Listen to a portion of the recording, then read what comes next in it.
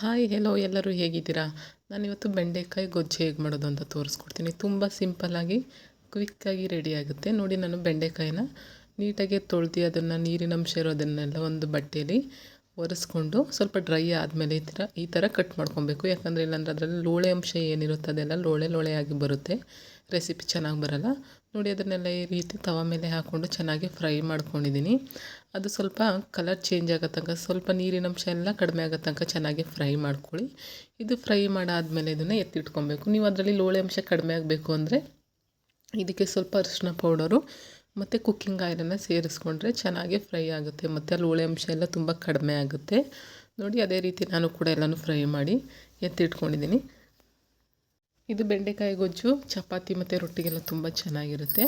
ನಂತರ ನೋಡಿ, ಇವಾಗ ನಾನು ಸ್ಟವ್ ಮೇಲೆ ಒಂದು ಕುಕ್ಕರನ್ನು ಇಟ್ಕೊಂಡು ಅದಕ್ಕೆ ಸ್ವಲ್ಪ ಕುಕ್ಕಿಂಗ್ ಆಯಿಲನ್ನು ಸೇರಿಸ್ಕೊತಾ ಇದ್ದೀನಿ. ನಂತರ ಅದಕ್ಕೆ ಸ್ವಲ್ಪ ಸಾಸಿವೆ, 1 ಕಪ್ಪಷ್ಟು ಕಟ್ ಮಾಡಿ ಇಟ್ಕೊಂಡಿರೋಂಥ ಈರುಳ್ಳಿ ಮತ್ತು 1-2 ಗರಿ ಕರಿಬೇವಿನ ಸೊಪ್ಪು ಎರಡನ್ನೂ ಕೂಡ ಹಾಕ್ಕೊಂಡು ಚೆನ್ನಾಗಿ ಫ್ರೈ ಮಾಡ್ಕೊತಾ ಇದ್ದೀನಿ. ಇದೆಲ್ಲ ಸ್ವಲ್ಪ ಫ್ರೈ ಆದಮೇಲೆ ಒಂದು ಮೀಡಿಯಮ್ ಸೈಜ್ದು ಒಂದು ಟೊಮೊಟೊನ ಕಟ್ ಮಾಡಿ ಹಾಕ್ಕೊತಾ ಇದ್ದೀನಿ.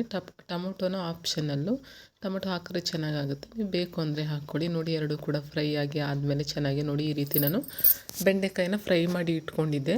ಅದರಲ್ಲಿ ಲೋಳೆ ಅಂಶ ಎಲ್ಲ ತುಂಬ ಕಡಿಮೆ ಆಗಿತ್ತು. ನೋಡಿ, ಅದನ್ನು ಕೂಡ ಹಾಕಿ ನಾನು ಫ್ರೈ ಮಾಡ್ತಾಯಿದ್ದೀನಿ. ಇದು ನೀರು ಇವಾಗಲೇ ಸೇರಿಸ್ಬಾರ್ದು, ಯಾಕಂದರೆ ಅದು ಫುಲ್ ಜಾಸ್ತಿ ಲೋಳೆ ಬಿಟ್ಕೊಂಬಿಡುತ್ತೆ.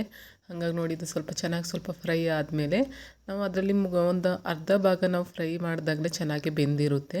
ಹಾಗಾಗಿ ಜಾಸ್ತಿ ಬೇಯಿಸ್ಕೊಳ್ಳೋ ಏನು ಅವಶ್ಯಕತೆ ಇರಲ್ಲ. ನೋಡಿ, ಇದಕ್ಕೆ ನಾನು ಸ್ವಲ್ಪ ಒಂದು ಅರ್ಧ ಗ್ಲಾಸಷ್ಟು ನೀರು ಹಾಕ್ಕೊಂಡು ನಂತರ ಒಂದು ಅರ್ಧ ಸ್ಪೂನಷ್ಟು ಮೆಣಸಿನ ಪೌಡರ್ ಸೇರಿಸ್ಕೊತಾ ಇದ್ದೀನಿ, ಚಿಲ್ಲಿ ಪೌಡರ. ಅದನ್ನು ಸೇರಿಸಿ ಚೆನ್ನಾಗಿ ಮಿಕ್ಸ್ ಮಾಡಿ ಸ್ವಲ್ಪ ಬೇಯಿಸಿ ಆದಮೇಲೆ ರುಚಿಗೆ ಎಷ್ಟು ಬೇಕೋ ಅಷ್ಟು ಉಪ್ಪನ್ನು ಹಾಕ್ಕೊಬೇಕು. ಉಪ್ಪೆಲ್ಲ ಹಾಕಾದ್ಮೇಲೆ ಈ ರೀತಿ ಚೆನ್ನಾಗಿ ಬೇಯಿಸ್ಕೊಳ್ಳೋಣ. ನೀವು ಜಾಸ್ತಿ ನೀರು ಬೇಕು ಅಂದರೂ ಹಾಕ್ಕೊಬೋದು. ಮತ್ತು ಇದಕ್ಕೆ ಕೆಲವೊಬ್ರು ಇನ್ನೂ ಜಾಸ್ತಿ ಮಸಾಲೆ ಆ್ಯಡ್ ಮಾಡ್ಕೊತಾರೆ, ಅದನ್ನು ಕೂಡ ಮಾಡ್ಕೊಳ್ಳಿ. ಆದರೆ ನಾನು ಈ ರೀತಿ ತುಂಬ ಸಿಂಪಲ್ಲಾಗಿ ಟ್ರೈ ಮಾಡಿದ್ದೀನಿ.